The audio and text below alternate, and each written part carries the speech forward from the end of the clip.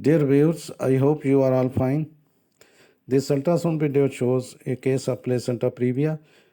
Due to placental trophotropism, the diagnosis of placenta previa is not usually made before 20 weeks during the routine 18 to 21 week morphology scan. The distance between the lower edge of the placenta and the internal os should be measured.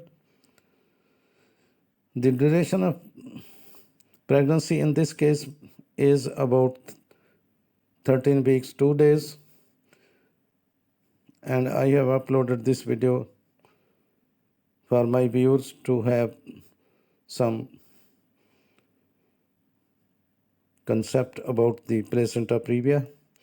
Placenta previa diagnosed through ultrasound either during routine prenatal appointment or after an episode of vaginal bleeding. Most cases of placenta previa are diagnosed during a second trimester ultrasound examination. Now, a low-lying placenta is one in which the distance between the placental edge and the internal os is 0 to 20 millimeter. For women with a low-lying placenta where the placental edge is 0 to 10 millimeter from the edge of the internal os, we suggest planned cesarean birth, that is grade 2C.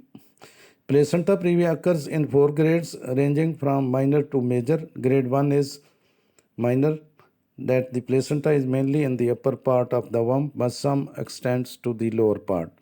Grade 2 is marginal. The placenta reaches the cervix but doesn't cover it.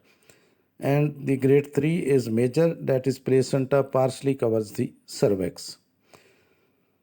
Whereas the distance of 10 millimeter from the cervix to the placental edge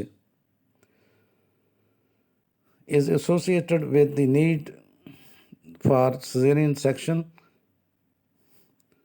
delivery in 75% of cases, but the most cases, that is 69%, with a distance of 11 to 20 millimeter can be delivered vaginally if allowed to labor. If there is placenta previa, when the cervix begins to efface, that is thin out, and dilate, that is open up for labor, blood vessels connecting the placenta to the uterus may tear. This can cause severe bleeding during labor and birth, putting mother and baby in danger. Placenta previa treatment goals are to prevent bleeding and lessen the risk of premature delivery.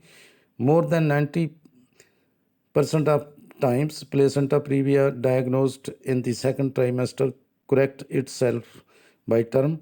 You don't need to restrict your activities or undergo any treatment if there is no vaginal bleeding.